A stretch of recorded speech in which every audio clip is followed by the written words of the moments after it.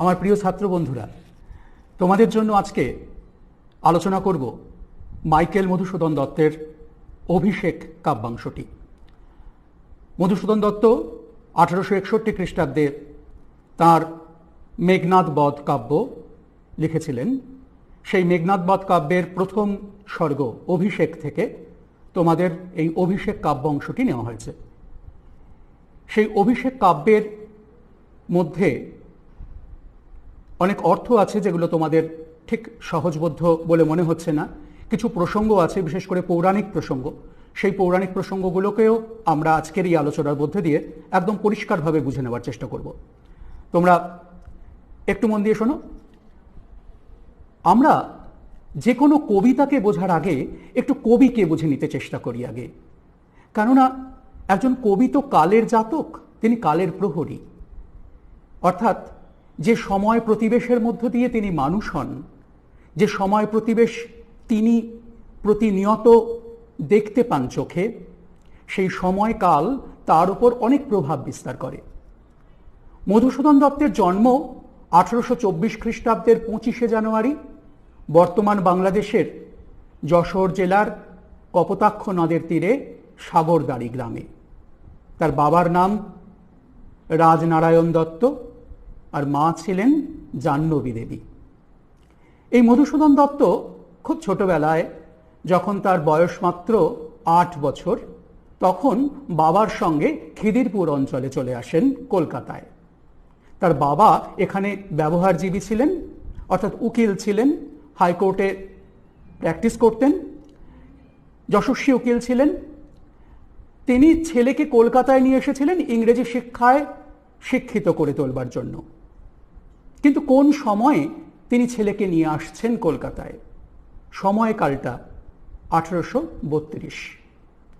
আমরা যদি একটু আগে পরের সময়কালগুলো বেছে নিই, অন্তত তার একটা দশক আগের সময়কালটাকে চিনে নিতে চেষ্টা করি, তাহলে বুঝতে পারবো যে কেন মাইকেল মধুসূদন দত্ত হয়ে উঠেছিলেন বাংলার চিন্তা জগতের একজন জ্যোতিষ্ক।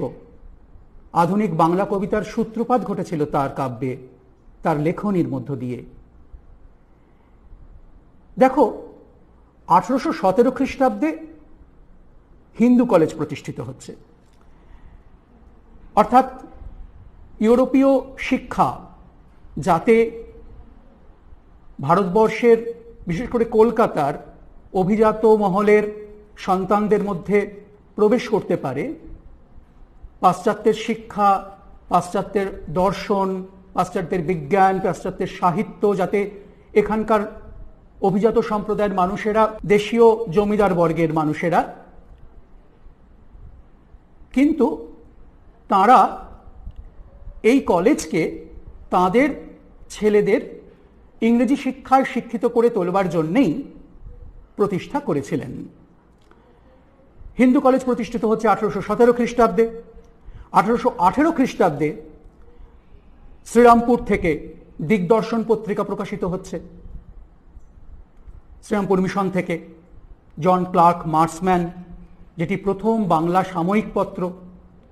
তার কিছুদিন পরেই সমাচার দর্পণ প্রকাশিত হবে, বাঙাল গেজেটি প্রকাশিত হবে, সংবাদ কৌমুদী প্রকাশিত হবে। অর্থাৎ সাময়িক পত্র বা সংবাদপত্র বলবো না, সেগুলোকে সাময়িক পত্র বলবো। সেই সাময়িক পত্রগুলো ধীরে ধীরে বাঙালি সমাজে জনচেতনা সৃষ্টি করছে, এরকম একটা লগ্নে বড় হয়ে উঠছেন ধীরে ধীরে মধুসূদন দত্ত। সামাজিক দিক থেকে 1829 খ্রিস্টাব্দে দেখো একটা বড় ঘটনা ঘটছে। সতীদাহ প্রথা নিবারণ হচ্ছে আইন করে। লর্ড বেন্টিঙ্ক আইন করে এই জঘন্য কুপ্রথাকে রুদ্ধ করে দিচ্ছেন। তার অনেক আগে থেকে 1817, 18, 19 এরকম সময়কাল থেকে রামমোহন রায় কিন্তু এই সহমরণের বিরুদ্ধে প্রতিবাদ, বিভিন্ন লেখা, তার যুক্তিনিষ্ঠ তথ্যমূলক বিভিন্ন প্রবন্ধ এগুলো লিখছেন। অর্থাৎ সমাজ বদলাচ্ছে, সময় বদলাচ্ছে। এতকাল যে বিশ্বাস আঁকড়ে ধরে বাঙালি সমাজ চলছিল, সেই সমাজ ধীরে ধীরে নিজের খোলস বদলে দিচ্ছে। পাশ্চাত্য চেতনা নতুন করে প্রবিষ্ট হচ্ছে।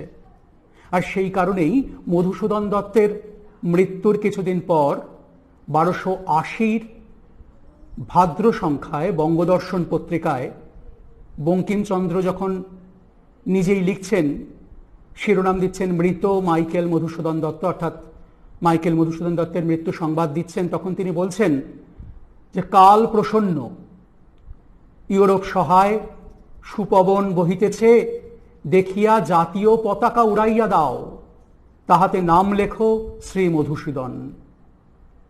অর্থাৎ এই যে নতুন যুগ, নতুন চিন্তা চেতনা, নতুন ভাবনা বাঙালি জাতির এক পর্বান্তর ঘটাচ্ছে, বড় কথায় নবজাগরণ ঘটছে বাঙালি সমাজের। সেই নবজাগরণের একজন অন্যতম পথিকৃৎ হলেন মধুসূদন দত্ত। এই মধুসূদন দত্তের কথা বলার প্রসঙ্গেই বলছিলাম যে বাবার সঙ্গে হাত ধরে তিনি চলে এলেন কলকাতায় ইংরেজি শিক্ষায় শিক্ষিত হবেন বলে। কিছুকাল এখানে ওখানে পড়াশুনো করবার পর 1837 খ্রিস্টাব্দে তিনি হিন্দু কলেজে ভর্তি হলেন। কিছুদিন ছিলেন হিন্দু কলেজে, প্রায় 1843 খ্রিস্টাব্দ পর্যন্ত তিনি হিন্দু কলেজের ছাত্র ছিলেন। হিন্দু কলেজ সে সময় তো অত্যন্ত জনপ্রিয় একটি শিক্ষা প্রতিষ্ঠান। যদিও তিনি ডিরোজিওকে তার সাক্ষাৎ শিক্ষাগুরু হিসেবে পাননি, সে সময় হিন্দু কলেজের জনপ্রিয় অধ্যাপক ছিলেন রিচার্ডসন সাহেব। তিনি সেই রিচার্ডসন সাহেবের খুব ঘনিষ্ঠ ছিলেন এবং তার সম্পর্কে বলা হয়েছে he was undeniably the Jupiter among the bright stars of the college. সত্যি সত্যি তিনি ছিলেন জুপিটার, যাকে বলে বৃহস্পতি। অনেক নক্ষত্র ছিল তখন হিন্দু কলেজে, কিন্তু তাদের মধ্যে সত্যি সত্যি বৃহস্পতি ছিলেন এই মানুষটি, যাকে আমরা মধুসূদন দত্ত নামে জানি। কেন এরকম বলছি? একটা ছোট গল্প বলি তোমাদের, ভালো লাগবে শুনতে। দেখো, তিনি তো হিন্দু কলেজে পড়তে এসেছেন, হিন্দু কলেজে সাহিত্য পড়ছেন, বিজ্ঞান পড়ছেন, অঙ্ক করছেন, নানা রকম ভাবনায় ভাবছেন। তার একটা বড় রকম স্বপ্ন ছিল তিনি খুব বড় কবি হবেন। সাহিত্য সেই কারণে তিনি খুব মনোযোগ দিয়ে পড়তেন। তা বলতেনও তাই, বলতেন, oh how should I like to see your write my life, I happen to be a great poet which I am almost sure I shall be if I can go to England. ওই তখন থেকেই মধুকবির একটাই স্বপ্ন, তিনি কবে বিদেশে যাবেন, ইংল্যান্ডে যাবেন, সেখানে গিয়ে খুব বড় কবি হবেন, কবি খ্যাতি পাবেন। এই ভাবনাগুলো তিনি পাচ্ছিলেন। হ্যাঁ, যে গল্পটার কথা তোমাদের বলছিলাম, মধুসূদন দত্ত তার হিন্দু কলেজের এক ক্লাসে খুব ফাঁকি দিতেন মাঝে মাঝে। তা রিদ সাহেব ছিলেন খুব একজন গণিতবিদ্যার একজন অন্যতম প্রধান অধ্যাপক। তিনি প্রায়ই দেখতেন যে মধুসূদন তার ক্লাস করছেন না। তার তো একটাই স্বপ্ন যে তিনি বড় কবি হবেন। ভাবছেন, oh how should I like to see you write my life, I happen to be a great poet which I am almost sure I shall be if I can go to England. কি আত্মপ্রত্যয় দেখো তার! I am almost sure, তিনি নিশ্চিত তিনি ইংল্যান্ডে যাবেন এবং কবিখ্যাতি অর্জন করবেন এবং খুব বড় কবি হিসেবে নিজেকে প্রতিষ্ঠা করবেন। আসলে মধুসূদনের এই যে প্রচণ্ড একটা অহমিকা, একটা আত্মমর্যাদা বোধ এবং প্রচণ্ড আত্মবিশ্বাস, এটা যেমন তার কিছু কিছু ক্ষেত্রে খুব প্লাস পয়েন্ট, তেমনি এইগুলো কিছু কিছু ক্ষেত্রে তার জীবনকে একদম সর্বনাশের দোরগোড়ায় গিয়ে দাঁড় করিয়েছিল। সে আলোচনা এখানে আমাদের দরকার নেই। আমি একটা গল্প বলতে চেয়েছিলাম। সেই গল্পটা ছিল এরকম যে ক্লাসের একটা অঙ্ক দেওয়া হয়েছে, সে অঙ্ক কেউ করতে পারছে না, কেউই করতে পারছে না। অথচ মধুসূদন অঙ্ক ক্লাসে খুব যে নিয়মিত অ্যাটেন্ড করেন তা নন। তা হঠাৎ সবাইকে তাক লাগিয়ে মধুসূদন কিন্তু অঙ্কটা করে দিলেন এবং করার পর তিনি খুব তাচ্ছিল্যের সঙ্গে বন্ধুদের বলেছিলেন, and so Shakespeare could be Newton if he tried. কিন্তু মধুসূদন দত্ত নিজেকে শেক্সপিয়ার ভেবে বললেন যে শেক্সপিয়ার যদি চান তাহলে নিউটনের সমস্ত প্রবলেম সলভ করে দিতে পারেন। এরকমই মজা করতেন, তোমরা যেরকম ক্লাসের মধ্যে মজা টজা করো এরকম মজা টজা করতেন তিনিও। ক্লাস ফাঁকি দিতেন একটু আধটু, বিশেষ করে বিজ্ঞানের ক্লাসগুলো তার বোধহয় অতটা ভালো লাগতো না, যদিও তিনি বিজ্ঞানে বেশ ভালো নাম্বার পেয়েছিলেন। ক্লাস ফাঁকি দিলেও পড়াশোনায় ফাঁকি দিতেন বলে আমাদের মনে হতো না।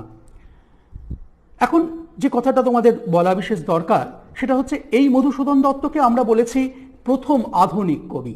কেন বলেছি? আসলে আধুনিকতার কতগুলো লক্ষণ আছে।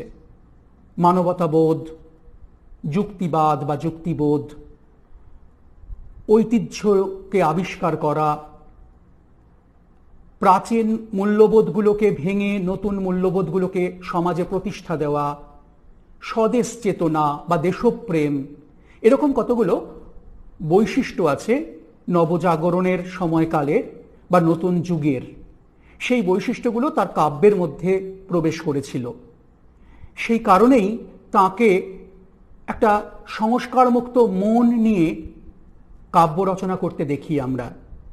আসলে ফরাসি বিপ্লব গোটা পৃথিবী জুড়ে যে চিন্তার বিপ্লব ঘটিয়েছিল, যে স্বাধীন চিন্তা চেতনার একটা প্লাবন এসেছিল গোটা পৃথিবীর চিন্তাবিদদের মধ্যে, মধুসূদন কিন্তু তার দ্বারাও প্রভাবিত হয়েছিলেন। আসলে তার মূল জায়গাটা ছিল প্রাচীন গ্রিক সাহিত্যের আদর্শ। Man is the measure of all things. তিনি মানুষকে দিয়ে সমস্ত কিছুকে বিচার করতে চেয়েছিলেন। তোমরা হয়তো এর আগের কোনো ক্লাসে মাইকেল মধুসূদন দত্তের কিছু কিছু কবিতা টবিতা পড়েছ। তা সেই কবিতাগুলোর মধ্যে আমরাও মাইকেল মধুসূদন দত্তকে খুঁজে পেয়েছিলাম। বঙ্গভাষা কবিতা বা বঙ্গভূমির প্রতি কবিতা, কপোতাক্ষ নদ কবিতা, এগুলো ছোট ছোট কবিতা, যে কবিতাগুলোর মধ্যে আমরা মাইকেল মধুসূদন দত্তের সম্পর্কে অল্প অল্প জেনেছিলাম বা মধুসূদন দত্তের কবিতার রীতি প্রকৃতি সম্পর্কে অল্প অল্প কিছু জ্ঞান আমরা অর্জন করেছিলাম। এবার কিন্তু আমরা নতুন করে একটা বিষয়ে যাব, সেটা হচ্ছে যে মেঘনাদ বধ। আমরা আলোচনা করছি মেঘনাদ বধ কাব্যের অভিষেক প্রথম স্বর্গ, সেই প্রথম স্বর্গ থেকে নেওয়া অভিষেক কাব্যাংশ নিয়ে। প্রথমেই বলে রাখি, মেঘনাদ বধ কাব্য, এই মেঘনাদ বধ কথাটা কিন্তু একসঙ্গে লিখবে তোমরা, কাব্যটা আলাদা লিখবে, কারণ তার কাব্যের নাম প্রথমে মেঘনাদ বধ, অর্থাৎ মেঘনাদের পর বধ নেই, মেঘনাদ বধ একসঙ্গেই লিখবে। একটা সাহিত্যিক মহাকাব্য এই মেঘনাদ বধ। তোমরা মহাকাব্য সম্পর্কে অল্প বিস্তর জানো যে আমাদের দেশে যেমন রামায়ণ লেখা হয়েছিল, আমাদের দেশে মহাভারত লেখা হয়েছিল, গ্রিস দেশে লেখা হয়েছিল, হোমার লিখেছিলেন ইলিয়াড আর ওডিসি, আমাদের দেশে বাল্মীকি রামায়ণ লিখেছিলেন, বেদব্যাস লিখেছিলেন মহাভারত, এগুলো সব হচ্ছে এক একটা মহাকাব্য। এছাড়াও কিছু মহাকাব্য আছে, যেমন জার্মান জাতির যে বিভিন্ন ঘটনা সেগুলো নিয়ে বেউলফ একটা মহাকাব্য আছে, তারপরে গিলগামেশ মহাকাব্য আছে। এগুলো বিখ্যাত মহাকাব্য, কিন্তু এগুলো অতটা প্রচলিত নয়। ইলিয়াড ওডিসি বা রামায়ণ মহাভারত যতটা প্রচলিত, কিন্তু রামায়ণ মহাভারত বা ইলিয়াড ওডিসি যেরকম মহাকাব্য, পরবর্তীকালের কবিদের কাব্যগুলো কিন্তু সে অর্থে তেমনটা মহাকাব্য নয়। মহাকাব্য পরবর্তীকালের কবিরা যখন মহাকাব্য লিখতে বসলেন, তারা কিন্তু সেই মহাকাব্য আর লিখলেন না, তারা নতুন কোনো কাহিনী সংযোজন করলেন না, সেই প্রাচীন কাহিনীকে নতুন কালের নিরিখে, নতুন চিন্তার নিরিখে বিচার করলেন, যার ফলে তাদের যে মহাকাব্য, সেই মহাকাব্যগুলোকে বলা হলো সাহিত্যিক মহাকাব্য। পরবর্তীকালে এগুলো লেখা হয়েছে, যেগুলো আলংকারিক মহাকাব্য বা ধ্রুপদী মহাকাব্য, সেটাতে চারটের নাম বললাম তোমাদের, ইলিয়াড, ওডিসি, রামায়ণ, মহাভারত, এছাড়াও গিলগামেশ এবং বেউলফ, এগুলো মহাকাব্য, প্রাচীন মহাকাব্য। আর পরবর্তীকালে বহু যুগ আগে লাতিন ভাষার কবি ইনিদ, ভার্জিল ইনিদ মহাকাব্য লিখেছিলেন, কালিদাস রঘুবংশম লিখেছিলেন, ট্যাসো ইতালীয় কবি জেরুজালেম লেবারেত্তা বা জেরুজালেম ডেলিভার্ড কাব্য লিখেছিলেন। আর মেঘনাদ বধ কাব্যের মধ্যে যে কবির প্রভাব সব থেকে বেশি তিনি হলেন মহাকবি মিল্টন। ইংরেজি সাহিত্যের একজন অন্যতম প্রধান কবি জন মিল্টন, তাঁর দ্বারা সব থেকে বেশি প্রভাবিত হয়েছিলেন মধুসূদন দত্ত। আমরা এই মধুসূদন দত্তের কাব্য নিয়ে আলোচনা করছিলাম যে আমাদের আলোচ্য কাব্যাংশটার নাম হচ্ছে কি? অভিষেক। তা সেই অভিষেক কাব্যটা যখন লেখা হয় তখন তো বললাম 1861 খ্রিস্টাব্দে। আচ্ছা, তোমরা বলতে পারো যে 1861 খ্রিস্টাব্দে আর কি ঘটনা ঘটেছিল? বাংলার সমাজ সংস্কৃতির ইতিহাসের একটা খুব গৌরবোজ্জ্বল অধ্যায় না 1861 খ্রিস্টাব্দ। দেখো, আধুনিক বাংলা কবিতার জন্ম হচ্ছে 1861 খ্রিস্টাব্দে মধুসূদন দত্তের মেঘনাদ বধ কাব্যের দ্বারা। আর সেই একই বছরে রবীন্দ্রনাথ ঠাকুরও জন্মগ্রহণ করছেন। আমরা সেই আলোচনায় ফিরে যাচ্ছি অভিষেক কাব্যটাকে নিয়ে। অভিষেক তো তোমাদের বললাম যে অভিষেক হলো আমাদের কাব্যের নাম, আবার মধুসূদন দত্তের প্রথম খণ্ডের নামও, প্রথম যে স্বর্গ সেই প্রথম স্বর্গের নামও অভিষেক। এখন এই আলোচ্য এই যে কাব্যাংশটা, এর নাম যে অভিষেক, তার কারণ কি না এই কবিতাতেও আমরা দেখব, এবং এই স্বর্গেরও মূল বিষয়টা তাই যে এর অন্যতম প্রধান চরিত্র মেঘনাদ, রাবণ তার পুত্র বীরবাহুর মৃত্যুর পর সেনাপতি পদে অভিষিক্ত করলেন ইন্দ্রজিৎ মেঘনাদকে। সেই কারণেই এই স্বর্গটির নামও অভিষেক। আর সেই বিষয়টা তোমাদের এই পাঠ্য অংশের মধ্যে যেহেতু খুব গুরুত্বপূর্ণ বিষয়, সেই কারণে এর নামও তাই সংকলকরা দিয়েছেন অভিষেক। মেঘনাদকে রাবণ সেনাপতি পদে অভিষিক্ত করলেন বীরবাহুর মৃত্যুর পর। রাবণের অত্যন্ত প্রিয় পুত্র মেঘনাদ, আরেক প্রিয় পুত্র ছিলেন বীরবাহু। এই কাব্য শুরু হচ্ছে কিভাবে? মেঘনাদ বধ কাব্য না, যখন বলা হচ্ছে সম্মুখ সমরে পড়ি বীর চূড়ামণি বীরবাহু, চলি যবে গেলা জমপুরে অকালে, কহ হে দেবী অমৃত ভাসিনী, কোন বীর বরে বরি সেনাপতি পদে, পাঠাইলা রণে পুনঃ রক্ষকুলনিধি রাঘবারী, কি কৌশলে রাক্ষস ভরসা ইন্দ্রজিৎ মেঘনাদে অজেয় জগতে। অর্থাৎ শুরুতেই, এই স্বর্গের শুরুতেই, এটা তোমাদের পাঠ্যে নেই, তোমাদের জানানোর জন্য শোনালাম, এই স্বর্গের শুরুতেই আমরা বুঝতে পারছি যে বীরবাহুর মৃত্যু হচ্ছে, আস্তে আস্তে বীর শূন্য হয়ে পড়ছে লঙ্কাপুরী।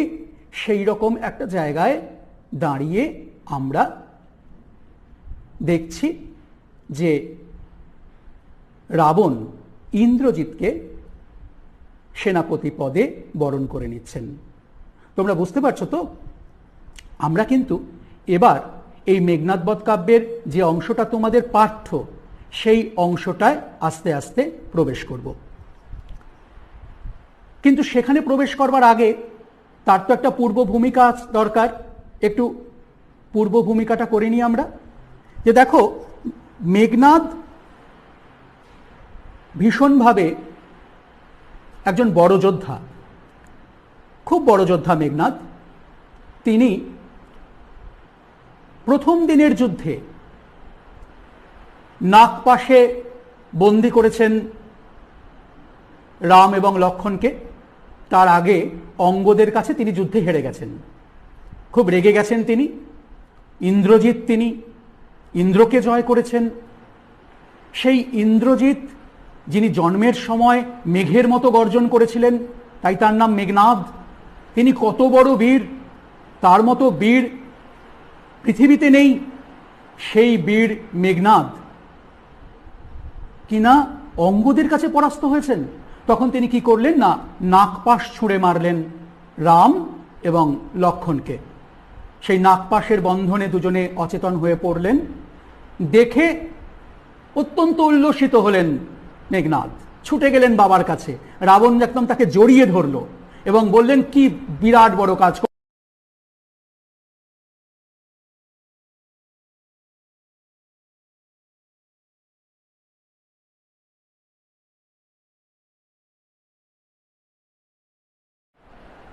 হ্যাঁ, যে কথা তোমাদের বলছিলাম, শুরুর আগেও তো একটা শুরু থাকে। তা সেই শুরুর আগের শুরুটা হচ্ছে আমাদের কাহিনীর শুরু। অর্থাৎ আমরা যেখান থেকে পড়ছি, কনক আসন তাজি যখন প্রভাসাকে দেখে এগিয়ে যাচ্ছেন ইন্দ্রজিৎ, তার আগের ভূমিকাটা কি? আগের ভূমিকাটা একটু বললাম যে বীরবাহু মারা গিয়েছেন, গোটা লঙ্কা প্রায় বীর শূন্য। তার আগে কুম্ভকর্ণ মারা গিয়েছেন। রাবণ অত্যন্ত বিচলিত হয়েছেন এবং তিনি যুদ্ধযাত্রা করবেন স্বয়ং, যার জন্য তিনি তৈরি হচ্ছেন।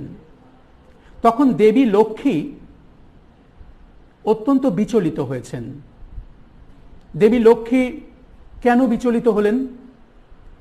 দেবী লক্ষ্মী তো স্বর্গের দেবী।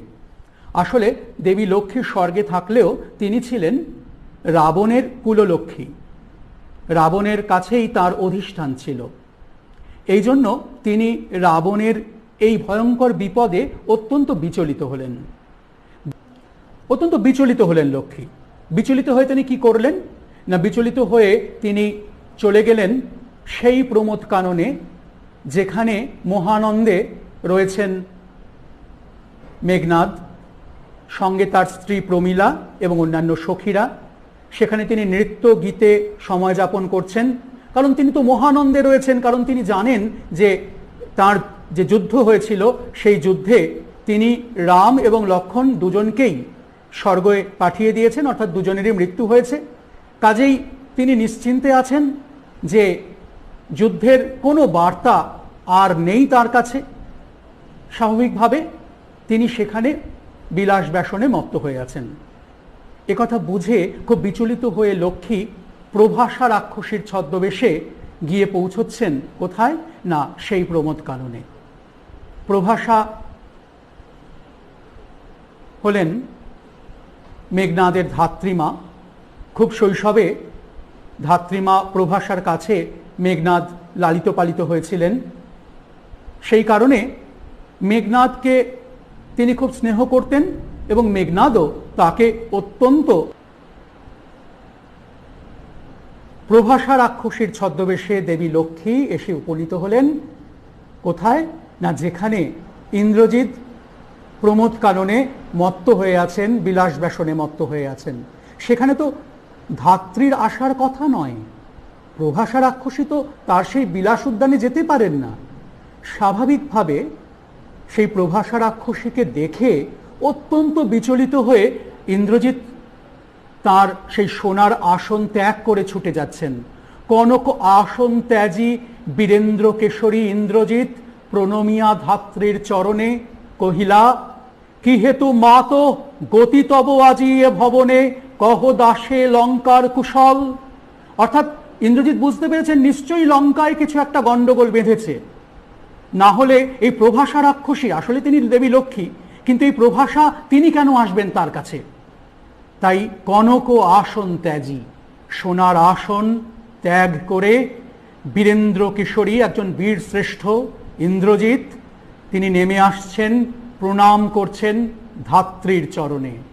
তার ধাত্রী অর্থাৎ প্রভাসা তাকে প্রণাম করছেন এবং জিজ্ঞেস করছেন, কি হেতু মাত গতি তব আজি এ ভবনে, তুমি এ বাড়িতে কেন এসেছো? এ তো তোমার আসার জায়গা নয়। কহ দাসে লঙ্কার কুশল। অর্থাৎ তিনি বুঝতে পেরেছেন নিশ্চয়ই লঙ্কায় কিছু একটা ভয়ঙ্কর কিছু ঘটেছে। তাহলে তুমি আমাকে বলো, লঙ্কার কুশল বার্তা দাও। লঙ্কা ভালো আছে তো? লঙ্কার মানুষজন ভালো আছে তো? লঙ্কার পরিস্থিতি আজকে ভালো তো? কেন তুমি এখানে এসেছো? শিরোচ্চুম্বী ছদ্মবেশী অম্বুরা শিশুতা উত্তরিলা, হায় পুত্র কি আর কহিব কনক লঙ্কার দশা, ঘোরতর রণে হত প্রিয় ভাই তব। এই প্রথম তার ভাইয়ের মৃত্যু সংবাদ দিচ্ছেন। অর্থাৎ এত বড় যে যুদ্ধ হয়ে গেছে, কুম্ভকর্ণ মারা গেছেন, তার প্রিয় ভাই বীরবাহু মারা গেছেন, সেই খবর পাননি ইন্দ্রজিৎ। তাই তাকে সেই খবর দিচ্ছেন তার ধাত্রীমা। শিরোচ্চুম্বী, তার কপালে চুম্বন করে, ছদ্মবেশী অম্বুরাশি সুতা। অম্বুরাশি মানে সাগর, আর সুতা মানে কন্যা। অম্বুরাশি সুতা মানে সাগরের কন্যা। তোমরা জানো যে সমুদ্র মন্থনের সময় যখন দেবতারা এবং অসুরেরা সেই বাসুকী নাগকে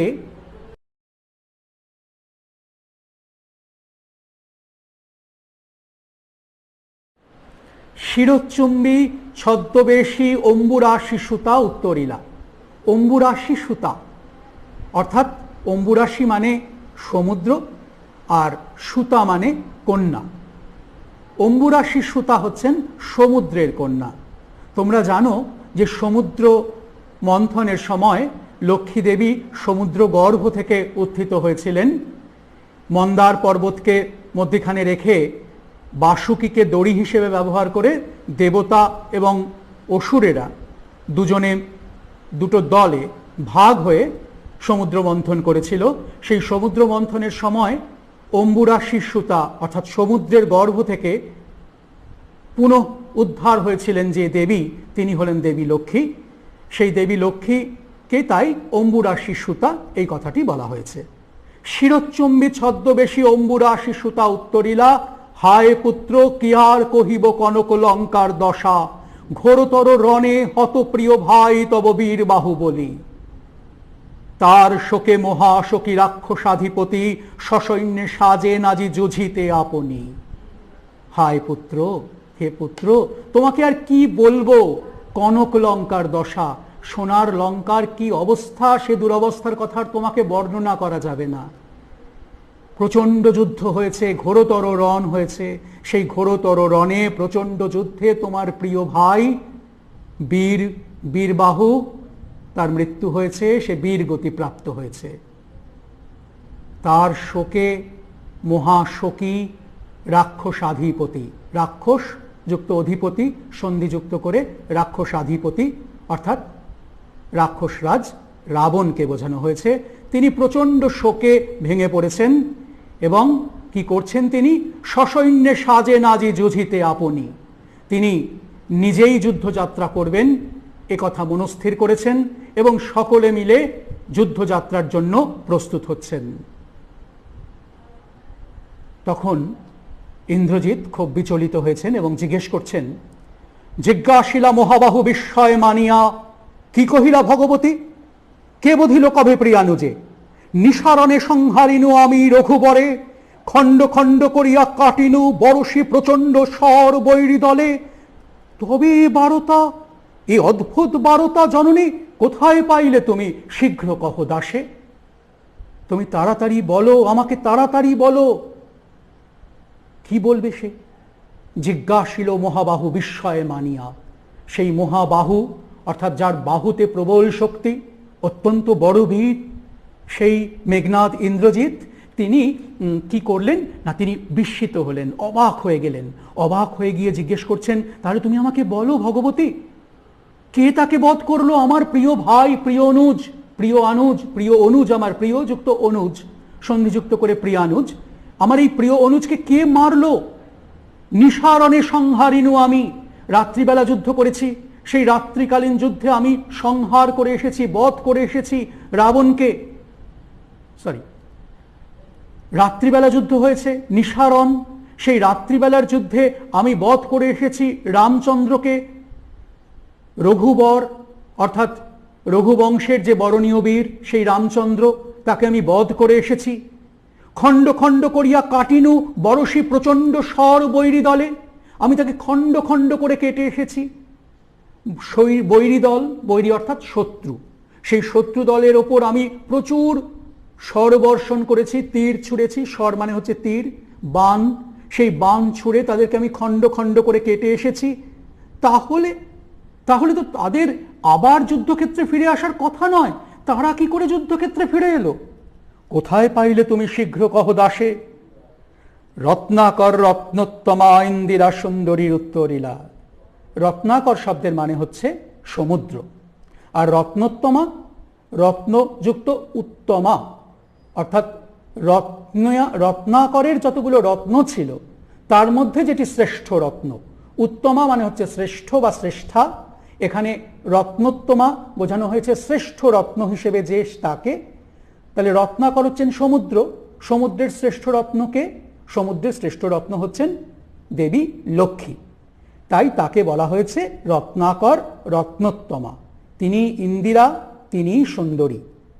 সেই ইন্দিরা সুন্দরী রত্নাকর রত্নোত্তমা দেবী লক্ষ্মী উত্তর দিলেন, হায় পুত্র, মায়াবী মানব সীতাপতি তব স্বরে মরিয়া বাঁচিল, যাও তুমি তরা করি রক্ষ রক্ষ কুল মান একাল সমরে রক্ষ চূড়ামণি।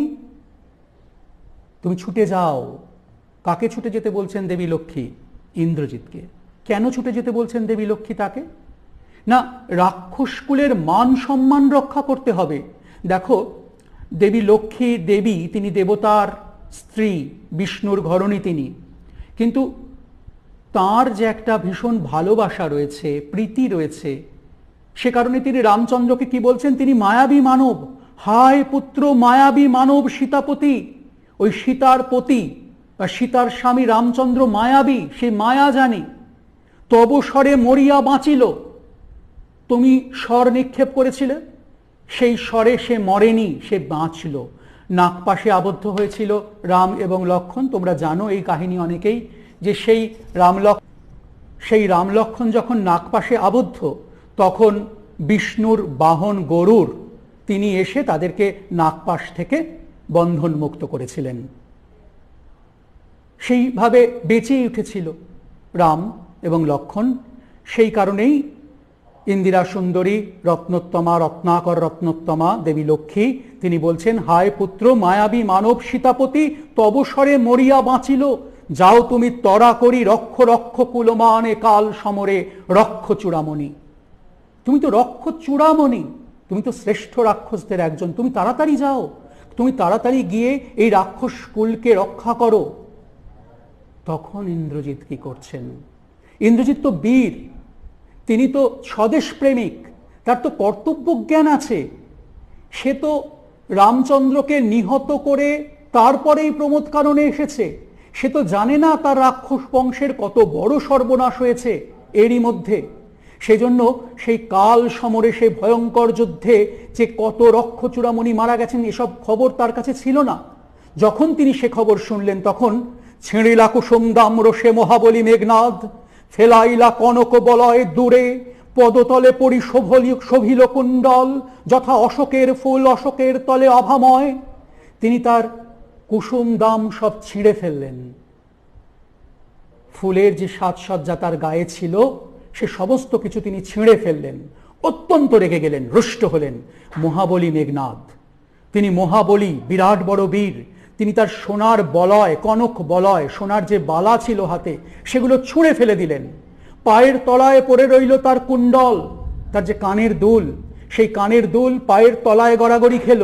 কেমন একটা উপমা দিচ্ছেন, তা তুলনা করছেন, যে অশোক গাছের নিচে অশোক ফুলগুলো যেরকম লাল হলুদ অশোক ফুল যেরকম ছড়িয়ে থাকে, তখন যেরকম মনে হয় ঠিক ইন্দ্রজিতের পায়ের তলায় যেন তার গয়নাগুলো ওরকমভাবে ছড়িয়ে রয়েছে। ইন্দ্রজিৎ অত্যন্ত বিচলিত, ইন্দ্রজিৎ খুব ক্ষুব্ধ, ইন্দ্রজিৎ প্রচণ্ড রেগে গেছেন।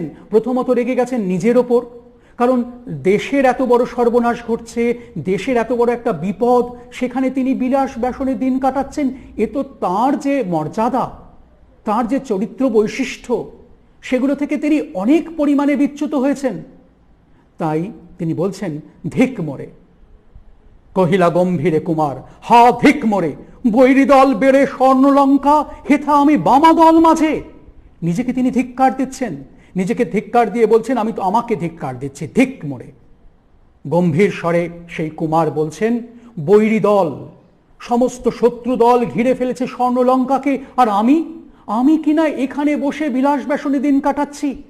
এই মহিলাদের মধ্যে আমি তাদের গান শুনছি, তাদের নৃত্য দেখছি, এসবের মধ্যে আমি দিন যাপন করছি। এই কি সাজে আমারে দশাননত্তজ আমি ইন্দ্রজিৎ, আনো রথ তরা করি ঘুচাবো এ অপবাদ বধির উপকূলে। আমি তো দশাননের আত্মজ। আত্মজ শব্দের মানে হচ্ছে পুত্র বা ছেলে। তিনি দশাননোত্তজ বলছেন কেন? না, দশাননের ছেলে তিনি, অর্থাৎ রাবণের ছেলে। তাই বলছেন যে যখন বৈরী দল অর্থাৎ শত্রুরা গোটা লঙ্কা ঘিরে ফেলছে, তখন আমি এভাবে নারী সঙ্গ করছি, এটা তো আমার ভয়ঙ্কর অপরাধ। এটা তো আমাকে সাজে না, এটা তো আমাকে মানায় না। আমি তো দশাননোত্তজ, আমি তো ইন্দ্রজিৎ। আনুরথ তরা করি ঘুচাবো এ অপবাদ বধির আনুরথ তরা করি ঘুচাবো এ অপবাদ বধির উপকূলে।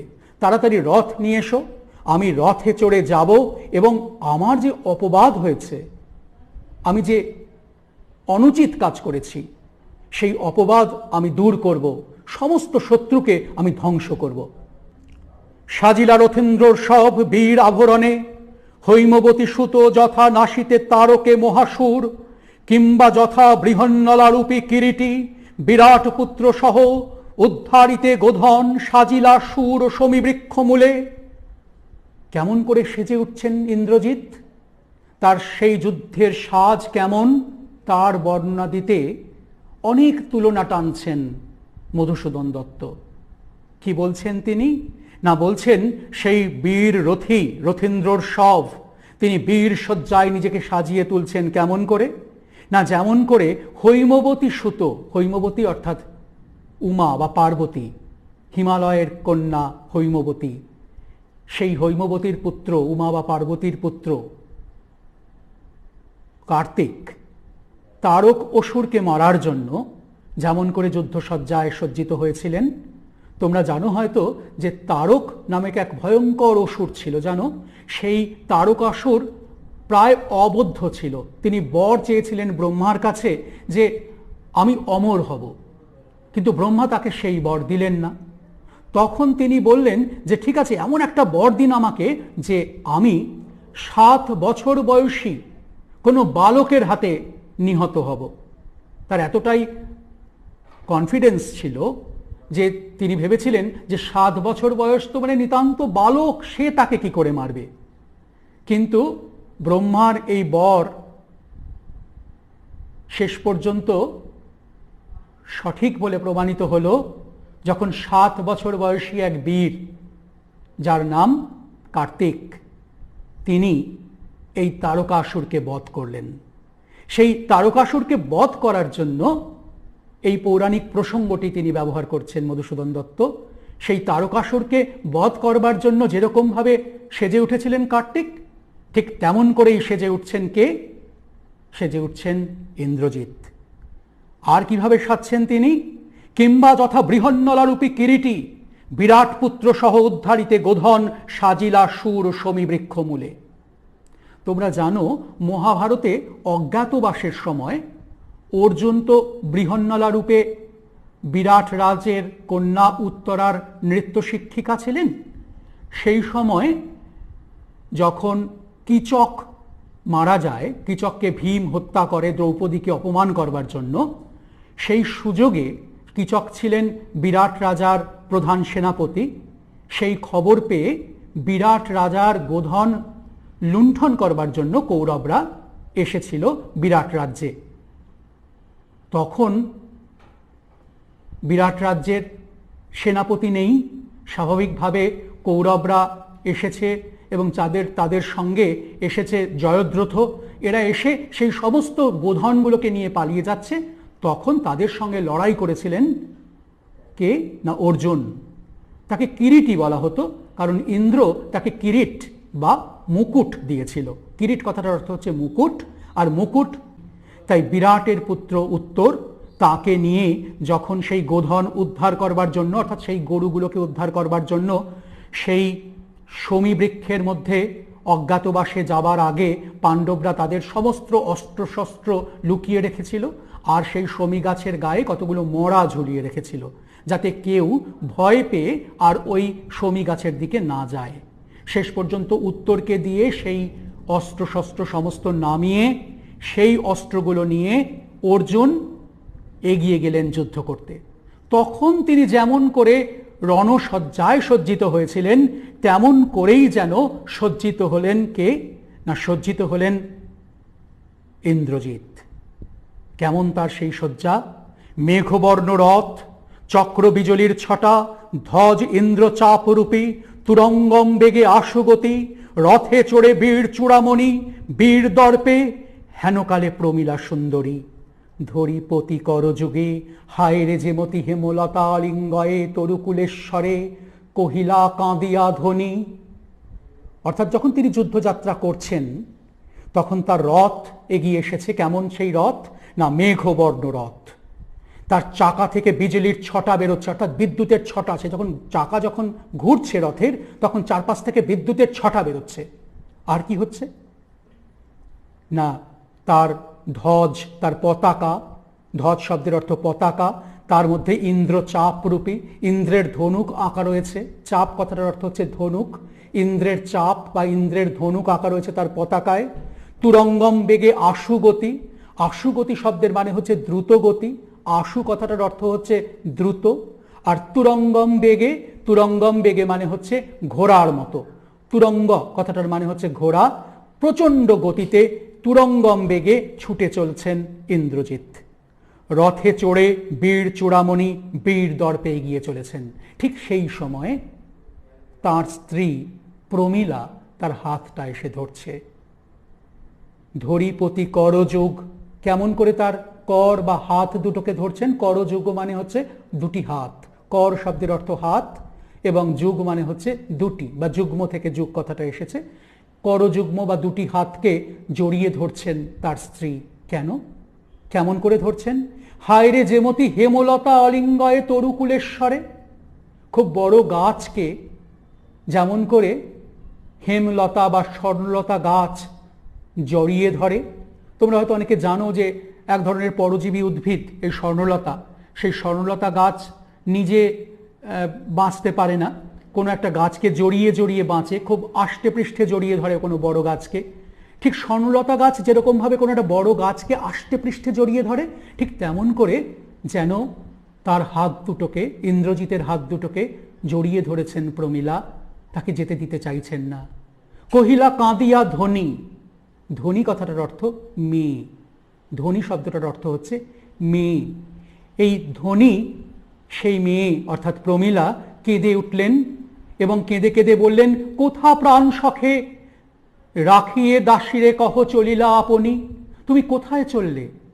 তোমার প্রাণ সখাকে রেখে তুমি কোথায় চললে?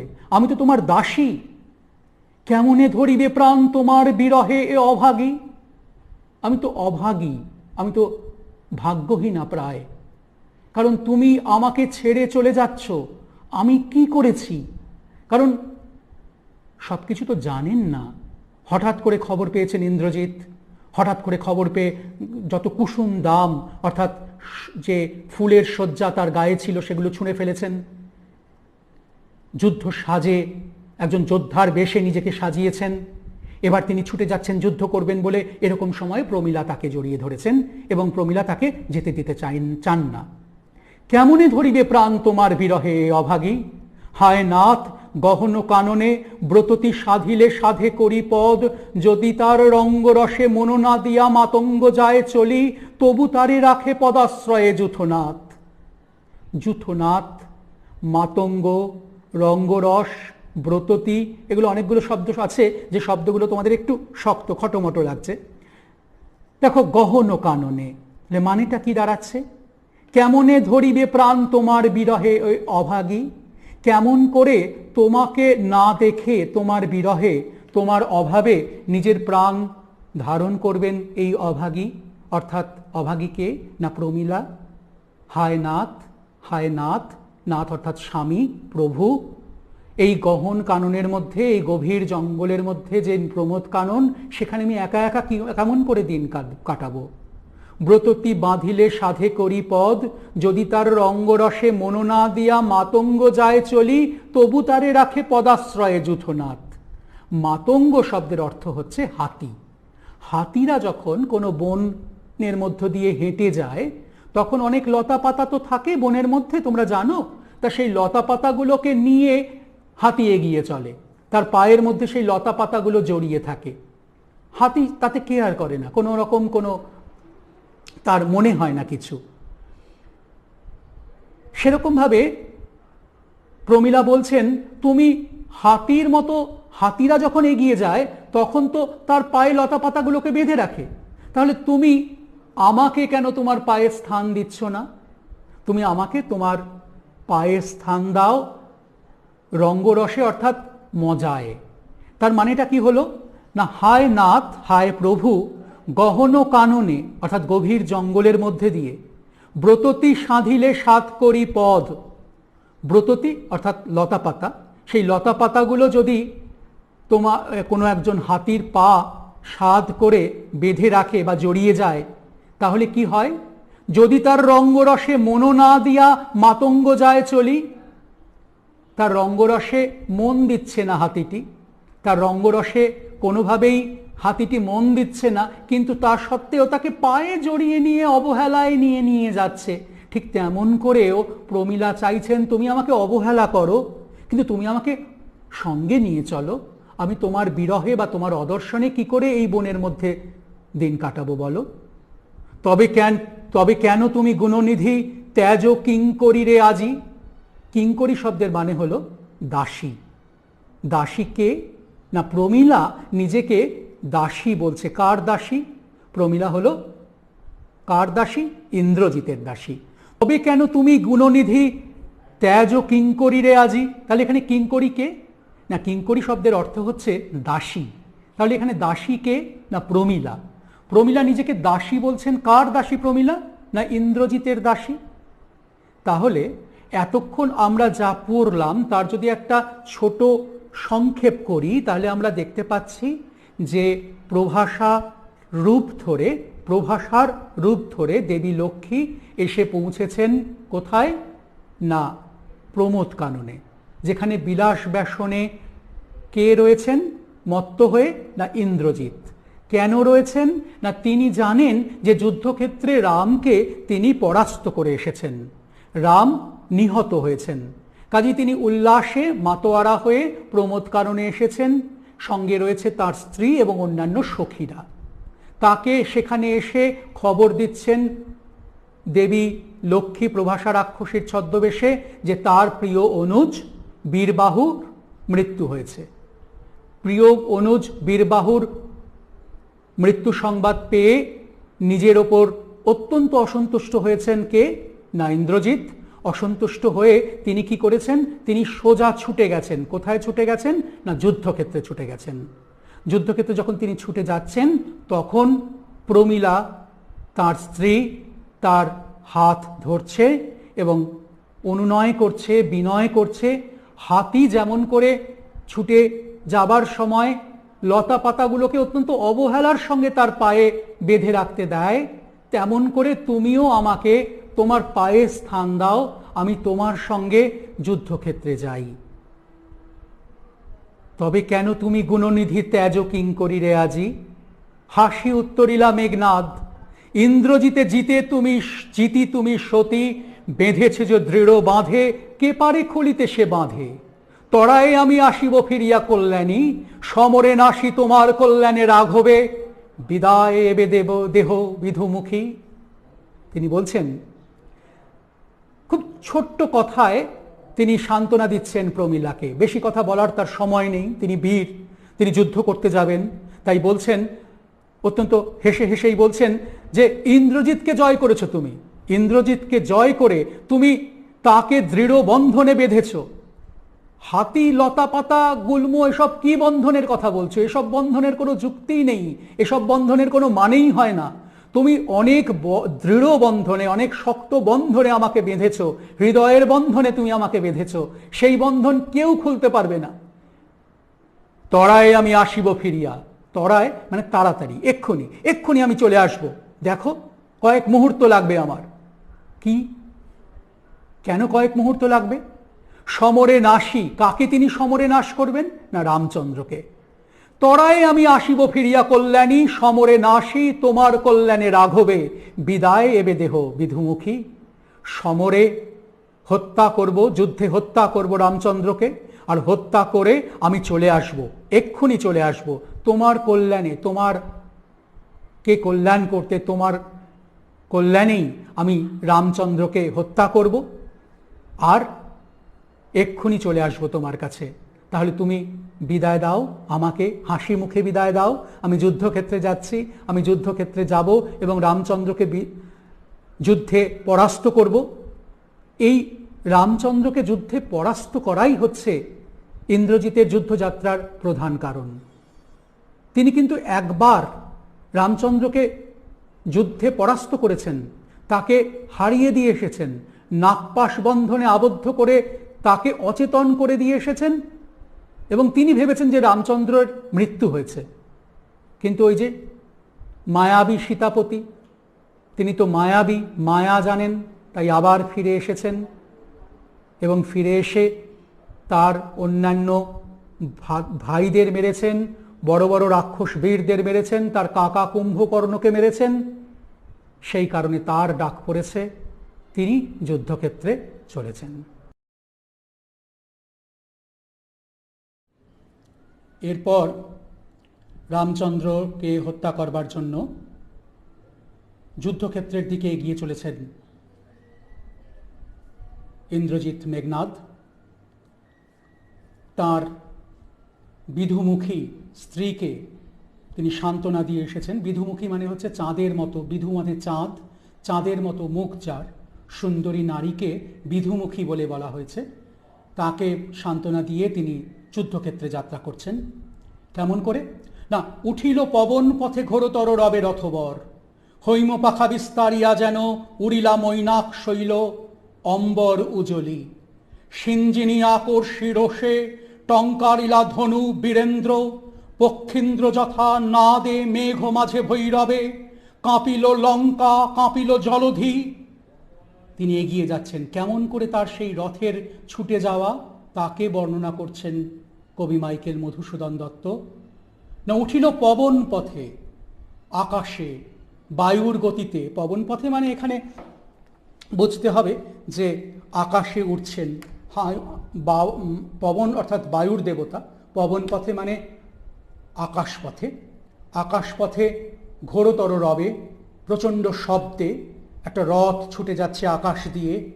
রথবর, সেই বিরাট বড় একটি রথ, সেই রথ এগিয়ে চলেছে। হৈম পাখা বিস্তারিয়া যেন উড়িলা মৈনাক শৈল অম্বর উজলি।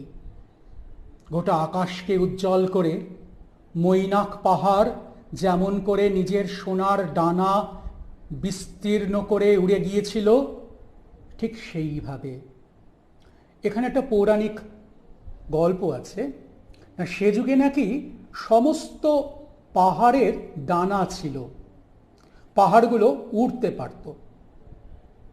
মৈনাক শৈল, মৈনাক হলেন মেনকার পুত্র, সে অর্থে তিনি উমার ভাই বা পার্বতীর ভাই, হিমালয়ের পুত্র, হিমালয় এবং মেনকার পুত্র মৈনাক।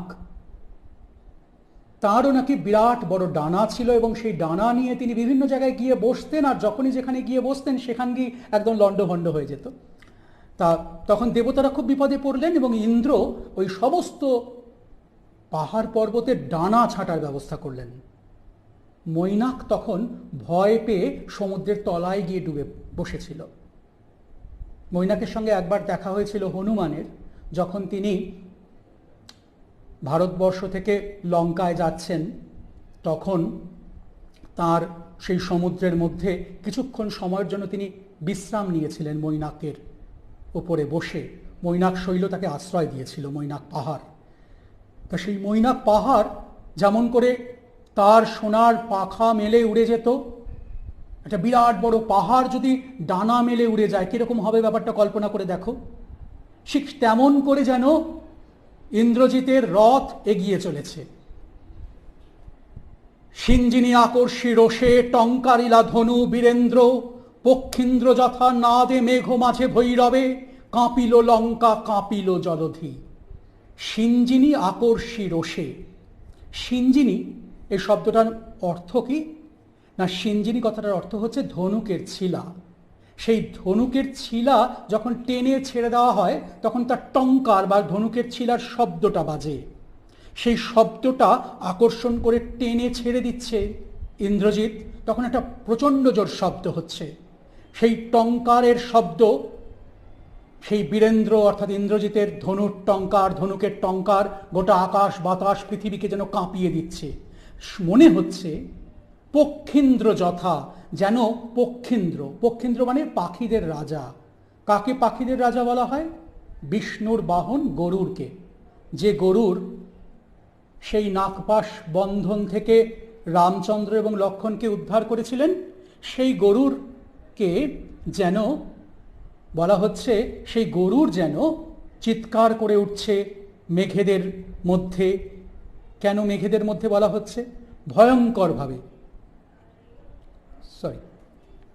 সেই পক্ষীন্দ্র অর্থাৎ গরুর যেন চিৎকার করে উঠছেন, ভয়ঙ্করভাবে চিৎকার করে উঠছেন।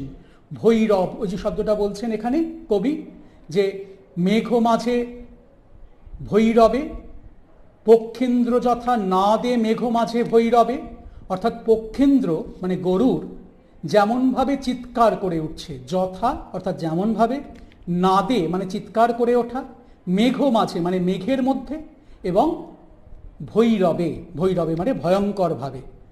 ভৈরব মহাদেবের আরেক নাম। মহাদেব যখন তাণ্ডব করেছিলেন তখন যেরকম একটা ভয়ঙ্কর ঘটনা ঘটে গিয়েছিল, অনেকটা সেই রকম একটা প্রচণ্ড চিৎকার, একটা প্রচণ্ড শব্দ যেন শোনা যাচ্ছে। কাঁপিলা লঙ্কা কাঁপিল জলধি, গোটা লঙ্কা কেঁপে উঠল এবং সমগ্র জলধি কেঁপে উঠল। জলধি শব্দের অর্থ সমুদ্র। সমগ্র সমুদ্র, সমগ্র লঙ্কা কেঁপে উঠল। কেন না ইন্দ্রজিৎ তিনি যুদ্ধক্ষেত্রে পদার্পণ করছেন।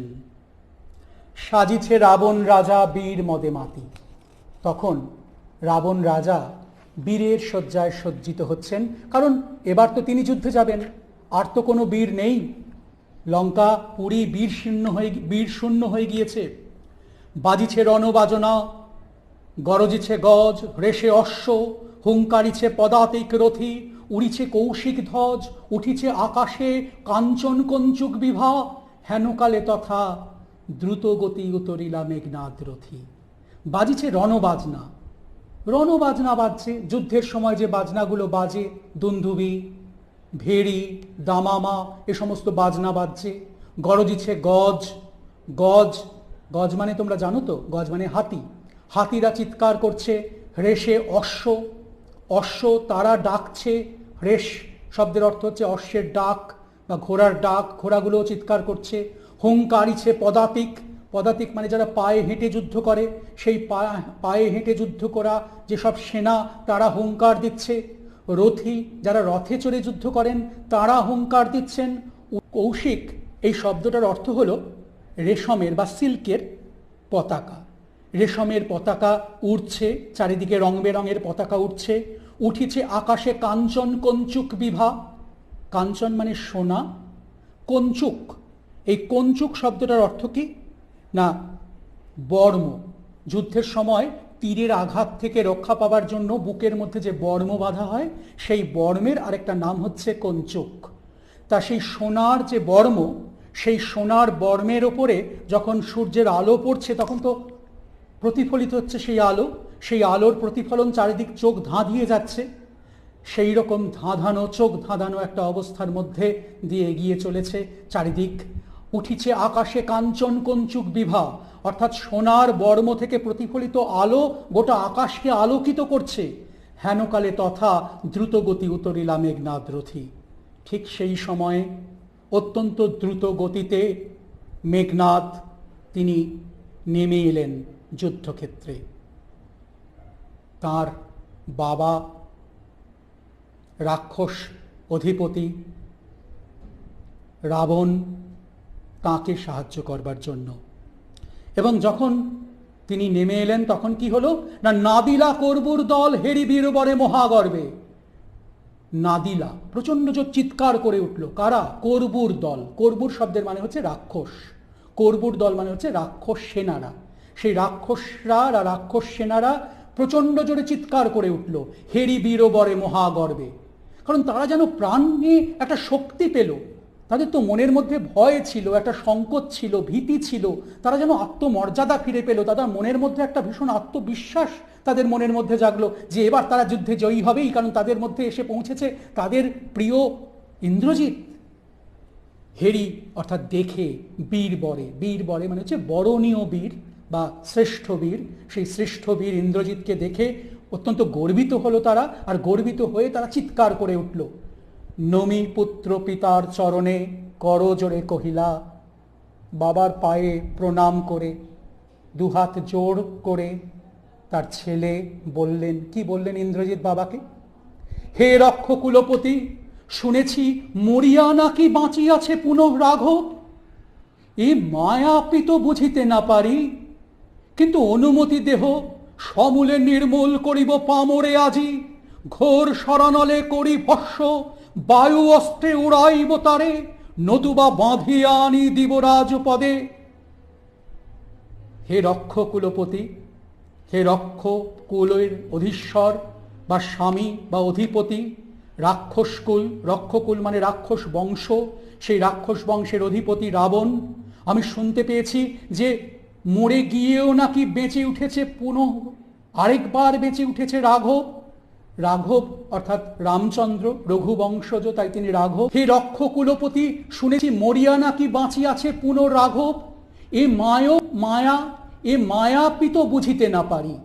এই মায়া তো বাবা আমি বুঝতে পারছি না, কিন্তু অনুমতি দেহ, বুঝে আর কাজ নেই, আমাকে তুমি অনুমতি দাও, কারণ তুমি রাক্ষস অধিপতি, তুমি যদি অনুমতি দাও তবেই আমি এগিয়ে যেতে পারি, না হলে আমি এগিয়ে যেতে পারি না।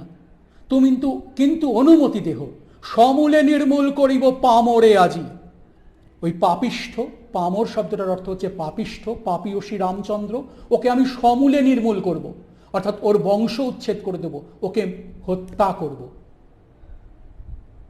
ঘোর শরানলে করি ভস্য, বায়ু অস্ত্রে উড়াইব তারে। শরানলে অর্থাৎ তীর থেকে এমন আগুন বেরোবে, সেই আগুনে আমি তাকে ছাই করে দেব। ভস্য শব্দের অর্থ ছাই, তাকে আগুনে পুড়িয়ে ছাই করে দেব আমি।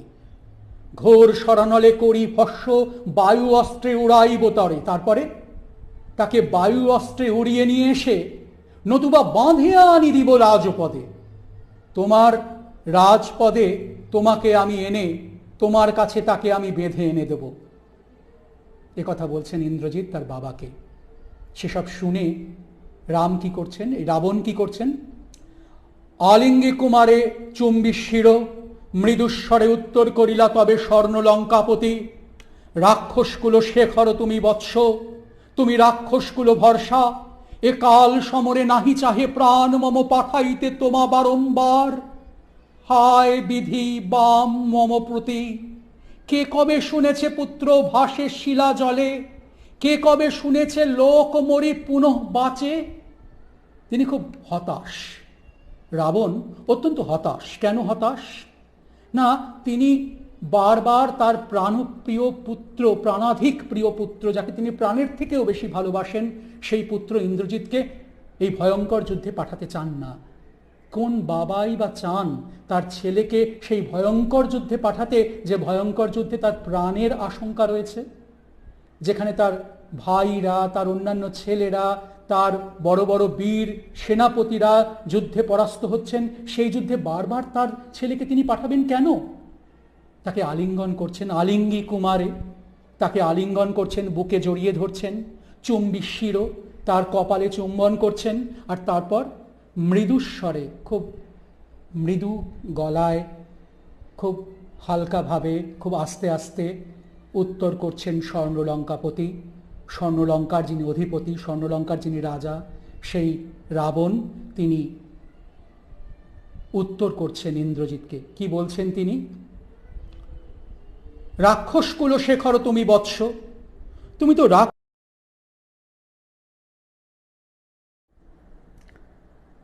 রাক্ষসকুল শেখর তুমি বৎস, তুমি রাক্ষসকুল ভরসা। রাক্ষসকুল শেখর, রাবণ বলছেন তুমি তো রাক্ষস বংশের শেখর, তুমি তো রাক্ষস বংশের চূড়া। শেখর শব্দের অর্থ হচ্ছে চূড়া। আর তুমি রাক্ষসকুল ভরসা, তুমি তো রাক্ষস বংশের শেষ ভরসা, আশা। তোমাকে এই ভয়ঙ্কর যুদ্ধে বারবার পাঠাতে ইচ্ছে করে না আমার, তবু আমি বাধ্য হচ্ছি। কেন এ কথা বলছেন? কারণ কোন বাবা চান যে যুদ্ধে তার পুত্রের প্রাণের সংশয় আছে, সেই যুদ্ধে তার পুত্রকে বারবার পাঠাতে? স্বাভাবিকভাবে পাঠাতে চাইছেন না রামচন্দ্রের সঙ্গে যুদ্ধ করতে ইন্দ্রজিৎকে রাবণ। হায় বিধি বাম মম প্রতি। আর এই প্রথমবার রাবণ বুঝতে পারছেন যে তার প্রতি ঈশ্বর কোনো কারণে অসন্তুষ্ট হয়েছেন, বিরূপ হয়েছেন। রাবণ তো ঈশ্বর বিশ্বাসী, তিনি তো খুব বড় একজন শিব ভক্ত। তোমরা হয়তো জানো যে শিবের খুব বড় উপাসক ছিলেন রাবণ। আর এই যে শিবের মাথায় জল ঢালা হয়, এই শিবের মাথায় প্রথম জলও ঢেলেছিলেন কিন্তু রাবণ। রাবণের ইচ্ছেতে শিব চলে গিয়েছিলেন কৈলাস ছেড়ে। রাবণ চেয়েছিলেন তাকে লঙ্কায় নিয়ে যেতে, কিন্তু শেষ পর্যন্ত তিনি লঙ্কা অবধি নিয়ে যেতে পারেননি। তার আগেই দেবতাদের চক্রান্তে শিব অন্য একটা জায়গায় তাকে কিছুক্ষণের জন্য মাটিতে রাখা হয়েছিল। সেই জায়গাটা নাকি এখন বৈদ্যনাথ ধাম বলা হয়, অর্থাৎ দেওঘরে। সেখানে নাকি যে শিবলিঙ্গ আছে, সেই শিবলিঙ্গ, এরকম বলা হয় যে রাবণ রাজা যখন শিবকে নিয়ে যাচ্ছেন লঙ্কায়, তখন কিছুক্ষণের জন্য দেবতাদের চক্রান্তে তাকে অপেক্ষা করতে হয়েছিল। সেই সময় মাটিতে কিছুক্ষণের জন্য রাখতে হয়েছিল শিবকে, আর শিব মাটিতে রাখার সঙ্গে সঙ্গে সেখানেই আটকে যান, আর তাকে লঙ্কায় নিয়ে যেতে পারেননি। এর মধ্যে আরও কিছু গল্প আছে, সেগুলো এখানে খুব একটা প্রয়োজনীয় নয় বলে এই গল্পে আমি বেশি যাচ্ছি না। তোমাদের একটু শুনিয়ে রাখলাম, মাঝে মাঝে একটু গল্প শুনলে হয়তো তোমাদের ভালো লাগবে, একটু স্বাদবদল হবে। কারণ অনেকক্ষণ অনেক কঠিন শব্দ, অনেক কঠিন প্রসঙ্গ, অনেক পৌরাণিক প্রসঙ্গ, এগুলো শুনতে শুনতে তোমাদের হয়তো একটু বোর লাগছে, তাই তোমাদের একটুখানি রিলিফ দেওয়ার জন্য এই গল্পগুলো মাঝে মাঝে বলছি। ভালো লাগছে আশা করি। কে কবে শুনেছে পুত্র ভাসে শিলা জলে? কে কবে শুনেছে বলো যে শিলা জলে ভাসে? আসলে সেতু বন্ধনের সময় ওই শিলাগুলো সমুদ্রের মধ্যে ভাসিয়ে রাখা হয়েছিল। এটা তো অবাস্তব, এটা তো অলৌকিক ব্যাপার। এই অলৌকিক ব্যাপারটা কি করে সম্ভব হয়েছিল? অসম্ভব ব্যাপার, যা অলৌকিক ব্যাপার, সেগুলো সম্ভব হচ্ছে কি করে? কে কবে শুনেছে লোক মরি পুনঃ বাঁচে? কে কোথায় শুনেছে যে লোকজন মরে গিয়েও আবার বেঁচে উঠতে পারে? এই সমস্ত অবাস্তব এবং অলৌকিক ব্যাপার যখন ঘটছে, তখন কিন্তু রাবণের মনে সন্দেহ জাগছে যে নিশ্চয়ই এবার দেবতা তার প্রতি বিরূপ হয়েছেন। যে দেবতাদের তিনি যুদ্ধে পরাস্ত করেছেন, তাঁরা তার প্রতি বিরূপ হচ্ছেন। উত্তরিলা বীর দর্পে অসুরারি রিপু। কিন্তু এসব ভয় গ্রাহ্য করছেন না ইন্দ্রজিৎ। তিনি বীর দর্পে, তিনি তো বীর, তিনি কাউকে ভয় পান না। স্বাভাবিকভাবে তার দর্প, তার গর্ব তিনি প্রকাশ করছেন, আর প্রকাশ করে তাকে অভয় দিচ্ছেন। কাকে অভয় দিচ্ছেন? না রাবণকে। কে অভয় দিচ্ছেন? না অসুরারি রিপু। অসুরারি এই শব্দটার মানে হচ্ছে অসুর যুক্ত অরি। অরি কথাটার অর্থ হচ্ছে শত্রু। অসুর সন্ধিযুক্ত করলে অরি শব্দের সঙ্গে অসুর শব্দটা রয়েছে, অসুর যুক্ত অরি সমান সমান হয় অসুরারি। অর্থাৎ অসুরারি অর্থাৎ অসুরদের শত্রু। অসুরদের শত্রুকে দেবতারা, দেবতাদের রাজাকে ইন্দ্র। তাহলে ইন্দ্র হচ্ছে অসুরারি। সেই অসুরারির রিপু অর্থাৎ ইন্দ্রের শত্রু। রিপু কথাটার অর্থ শত্রু। তাহলে ইন্দ্রের শত্রুকে, ইন্দ্রের শত্রু হচ্ছেন স্বয়ং ইন্দ্রজিৎ। তাই ইন্দ্রজিৎকে এইভাবে বলা হচ্ছে যে সে হচ্ছে অসুরারি রিপু।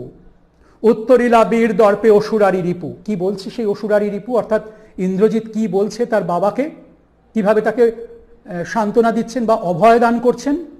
কি ছাড় সে নর তারে ডরাও আপনি রাজেন্দ্র, থাকিতে দাস যদি যাও রণে তুমি, এ কলঙ্কপিত ঘুষিবে জগতে, হাসিবে মেঘবাহন রুষিবেন দেব অগ্নি, দুইবার আমি হারানু রাঘবে, আর একবার পিত দেহ আজ্ঞা মোরে, দেখিব এবার বীর বাঁচে কি ঔষধে। আমার মতো একজন দাস থাকতে তুমি ভয় পাচ্ছ? কেন ভয় পাচ্ছ? কি ছাড় সে নর, সে তো একজন নর, একজন মানুষ। এই যে তুচ্ছ তাচ্ছিল্য করা, অবজ্ঞা করা, এই অবজ্ঞার কারণেই তো রাক্ষস অধিপতি রাবণের পরাজয়। কারণ দেবতাদের কাছে যখন তিনি বর চাইছেন, তখন ভাবতেই পারছেন না যে নরবানররা, এরকম নরবানররা তাকে যুদ্ধে হারাতে পারেন। তিনি যে বর চেয়েছিলেন, তাতে তিনি চেয়েছিলেন যে দেবদানবরা যাতে তাকে হারাতে না পারে। দেবেরা তাকে হারাতে পারেনি, দানবরা তাকে হারাতে পারেনি, দৈত্য বা অসুররা তাকে হারাতে পারেননি, কিন্তু মানুষরা তো অনেক কমজোরি, অনেক কম শক্তিশালী, তারা কেমন করে তাকে হারাবে? এই কথা, এই ভাবনা, এই যে তুচ্ছ তাচ্ছিল্য করা, অবজ্ঞা করা, সেই তুচ্ছ তাচ্ছিল্য করা, অবজ্ঞা করাটা খুব বড় একটা অপরাধ। যে কোনো মানুষকে ছোট করে দেখাটা একটা অপরাধ। এই অপরাধেই কিন্তু রাবণের পতন। যে বলা হয়েছে অতি দর্পে হতালঙ্কা, এই দর্প, অতি দর্প, এই অতি দর্পের কথাটা কিন্তু রয়েছে ইন্দ্রজিতের মধ্যেও। উত্তরিলা বীর দর্পে অসুরারি রিপু, কি ছাড় সে নর তারে ডরাও আপনি রাজেন্দ্র। একটা সামান্য নর মানুষ, তাকে তুমি ভয় পাচ্ছ। আমি থাকতে রাজেন্দ্র, তুমি তো রাজেন্দ্র, তুমি তো রাজাদের রাজা। থাকিতে দাস যদি যাও রণে, তুমি এ কলঙ্ক পিত ঘুষিবে জগতে। আমার মতো পুত্র সন্তান থাকতে, আমার মতো বীর পুত্র থাকতে, সুযোগ্য পুত্র থাকতে যদি তুমি যুদ্ধে যাও, ছেলে থাকতে কেন বাবা যাবে? তার মতো একজন সুযোগ্য সন্তান, তার মতো একজন বীর থাকতে বাবা কখনো যুদ্ধযাত্রা করতে পারেন না। কাজেই সেই কলঙ্ক থেকে মুক্ত করতে রাক্ষস বংশকে এবং রাবণকে যুদ্ধযাত্রা করছেন ইন্দ্রজিৎ। হাসিবেন মেঘবাহন, মেঘবাহনকে না ইন্দ্র, তিনি হাসবেন। রুষিবেন দেব অগ্নি, অগ্নিদেবতা তিনিও রুষ্ট হবেন, রেগে যাবেন। দুইবার আমি হারানু রাঘবে, ওই রামচন্দ্রকে, রাঘব অর্থাৎ রামচন্দ্র, তাকে আমি দুবার যুদ্ধে হারিয়েছি। আরেকবার পিত দেহ আজ্ঞা মোরে, তুমি আমাকে আরেকবার আজ্ঞা দাও, আরেকবার আদেশ করো। দেখিব এবার বীর বাঁচে কি ঔষধে, কোন ওষুধের বলে ওই বীর বেঁচে ফেরে, সেটা আমি এবার দেখব। কহিলা রাক্ষসপতি, কুম্ভকর্ণ বলি ভাই মম, তাই আমি জাগানু অকালে ভয়ে। হায় দেহ তার দেখো সিন্ধু তীরে ভূপতিত, গিরিশৃঙ্গ কিংবা তরু যথা বজ্রাঘাতে। তবে যদি একান্ত সমরে ইচ্ছা তব বৎস, আগে পুজো ইষ্ট দেবে। নিকুম্ভিলা যজ্ঞ সাঙ্গ কর বীরমণি, সেনাপতি পদে আমি বরিনু তোমারে। দেখো অস্তাচলগামী দীননাথ হয়েবে, প্রভাতে যুঝিও বৎস রাঘবের সাথে। এতে কহিয়া রাজা যথাবিধি লয়ে গঙ্গোদক অভিষেক করিলা কুমারে। তখন রাক্ষসপতি অর্থাৎ রাবণ বলছেন, কুম্ভকর্ণ, অত বড় বীর কুম্ভকর্ণ বলি, সে বলি অর্থাৎ বলিয়ান বীর, সে আমার প্রিয় ভাই, তাকে আমি অকালে জাগালাম। তার তো জাগানোর কথা ছিল না, কারণ সে অমরত্বের বর চাইতে গিয়ে চেয়ে ফেলেছিল ঘুমনোর বর। দেবী সরস্বতী তার জিভে এসে বসেছিলেন, আর তখন সে ঘুমনোর বর চেয়েছিল। কিন্তু কুম্ভকর্ণ তো 6 মাস ঘুমতো, তারপর একদিনের জন্য সে জাগত। সেই দিনটা কিন্তু সে অমর। সেই যুদ্ধে অর্থাৎ সেই দিনে যদি সে যুদ্ধ করে, তাহলে তাকে কেউ যুদ্ধে হারাতে পারবে না। কিন্তু যখন সমস্ত রাক্ষস বীর মারা গেলেন, তখন বাধ্য হয়ে কুম্ভকর্ণকে জাগিয়েছিলেন রাবণ। কিন্তু অকালে জাগানোর ফল কি হয়েছিল? দেখো দেহতার দেখো সিন্ধু তীরে ভূপতিত, ওই সমুদ্রের তীরে, সিন্ধু অর্থাৎ সমুদ্র, সমুদ্রের তীরে ভূপতিত হয়ে আছে, শুয়ে আছে সে। কেমন করে? গিরিশৃঙ্গ কিংবা তরু যথা বজ্রাঘাতে, কোনো বিরাট বড় পাহাড়ের শৃঙ্গ কিংবা বিরাট কোনো গাছ বজ্রাঘাতে পড়ে গেলে যেরকম ভাবে শুয়ে থাকে মাটিতে, ঠিক তেমন ভাবে শুয়ে আছে আমার ভাই কুম্ভকর্ণ। তবে যদি একান্ত সমরে ইচ্ছা তবুও যদি তোমার যুদ্ধে ইচ্ছে হয়, তাহলে বৎস আগে পুজো ইষ্ট দেবে, তুমি তোমার ইষ্টদেবকে পুজো করো। নিকুম্ভিলা যজ্ঞ সাঙ্গ করো বীরমণি, তুমি নিকুম্ভিলা যজ্ঞ সাঙ্গ করো। নিকুম্ভিলা যজ্ঞ যদি তুমি সমাপন করো, তাহলে তুমি অবদ্ধ, তুমি অমর, তুমি যুদ্ধে জয় করতে পারবেই। সেই নিকুম্ভিলা যজ্ঞ সাঙ্গ করো তুমি। তারপরে সেনাপতি পদে আমি বরিনু তোমারে, আমি তোমাকে সেনাপতি পদে বরণ করে নিচ্ছি। কিন্তু তার আগে তোমাকে নিকুম্ভিলা যজ্ঞ সমাপন করতে হবে। এই নিকুম্ভিলা যজ্ঞ কি আর নিকুম্ভিলা ব্যাপারটাই বা কি, সেটা আমরা পরে আরো বিস্তারিত আলোচনা করব। সেনাপতি পদে আমি বরিনু তোমারে, দেখো অস্তাচলগামী দীননাথ হইবে। দেখো দীননাথ, দিনের নাথ অর্থাৎ সূর্য, সে অস্তাচলগামী, সে ডুবে যাচ্ছে, অস্ত যাচ্ছে। প্রভাতে যুঝিও, সকাল হোক তখন যুঝিও, যুঝিও মানে যুদ্ধ করো, দিনের আলোয় তুমি যুদ্ধ করো বৎস রাঘবের সাথে, রামচন্দ্রের সঙ্গে তুমি যুদ্ধ করবে সকাল হলে। তার আগে তুমি নিকুম্ভিলা যজ্ঞ করো, নিকুম্ভিলা যজ্ঞাগারে যাও, সেখানে গিয়ে যজ্ঞ করো। যজ্ঞ করে তুমি অমরত্বের বর সে পায়নি, কিন্তু নিকুম্ভিলা যজ্ঞ সমাপন করলে সে যুদ্ধে অপরাজেয় হবে, যুদ্ধে কেউ তাকে বধ করতে পারবে না। কাজেই নিকুম্ভিলা যজ্ঞ সমাপন করার পর সকাল হবে, তারপর সেই সকালবেলা তুমি রামচন্দ্রের সঙ্গে যুদ্ধ করো। একজন উৎকণ্ঠিত বাবা, যে তার সর্বস্ব হারিয়েছে, সব ছেলেদের হারিয়েছে, ভাইকে হারিয়েছে, বড় বড় রাক্ষস সেনাপতিদের হারিয়েছে, বন্ধুদের হারিয়েছে, তার প্রাণে একটা প্রচণ্ড ভয়, একটা উৎকণ্ঠা, তার ছেলে যুদ্ধক্ষেত্রে প্রাণ দেবে না তো? এ তো ভয়ঙ্কর কাল প্রহর, ভয়ঙ্কর অন্ধকার একটা সময়, ভয়ঙ্কর সর্বনাশের একটা সময়। সেই সময় থেকে এই ছেলেকে তো বাঁচাতে হবে। তাই একজন উৎকণ্ঠিত বাবা আবেগতাড়িত হয়ে বলছেন, প্রভাতে যুঝিও বৎস রাঘবের সাথে।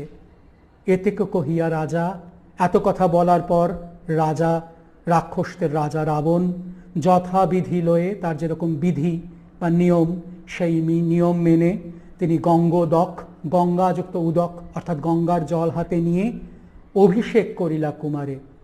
কুমারকে অভিষেক করালেন। অভিষেক করালেন কিসে? সেনাপতি পদে। রাক্ষস সেনার সেনাপতি হলেন ইন্দ্রজিৎ। তোমাদের বলেছিলাম শুরুতেই যে এই স্বর্গটার নামও অভিষেক, তোমাদের পাঠ্যাংশের নামও অভিষেক। কেমন করে বীরবাহুর মৃত্যু সংবাদ শুনে ছুটে এলেন বীর ইন্দ্রজিৎ, তার বাবার পাশে এসে দাঁড়ালেন, স্বাধীনতা প্রিয় দেশবাসীর পাশে এসে দাঁড়ালেন, দেশের স্বাধীনতা রক্ষা করবার জন্য, লড়াই করবার জন্য ছুটে এলেন এবং সেনাপতি পদে তার অভিষেক হলো। সেই কাহিনী এই অংশতে বর্ণিত হয়েছে। আমরা অনেকগুলো শব্দের অর্থ, শব্দ সম্পর্কে জানা বা বিভিন্ন ছোট ছোট প্রসঙ্গ নিয়ে আরেকটা ক্লাস করব। সেই ক্লাসে তোমাদের আরও কিছু প্রশ্নের অমীমাংসিত উত্তরগুলো পেয়ে যাবে। এই পর্যন্তই। ভালো থেকো সবাই। হ্যাঁ।